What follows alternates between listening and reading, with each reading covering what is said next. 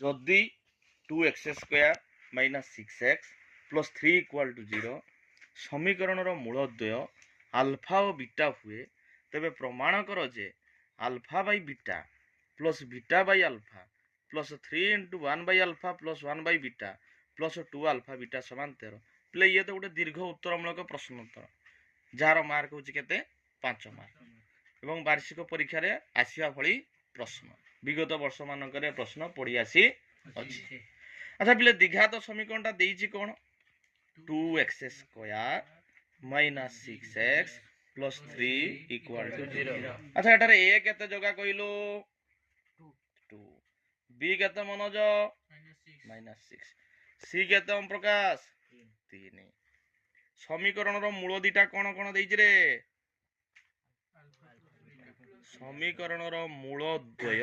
देइछि कोन alpha व beta आगे मूल द्वयर समष्टि काढिबा आल्फा प्लस बीटा जार सूत्र किस चिंगुडी -b/a माइनस रहिला b रो वैल्यू अछि -6 a रो वैल्यू केते 2 माइनस माइनस गुणी माने किसरे प्लस 6/2 ताकू लघिष्ठ कर दबा काटी दबा केते हला 3 वर्तमान मूल द्वयर गुणफल काढिबा अल्फा * बीटा। अच्छा अल्फा * बीटा रो सूत्र किसरे c/a ता c केते अछि देखि पारछो पिले c केते अछि रे 3 a केते अछि 2 मिली गला।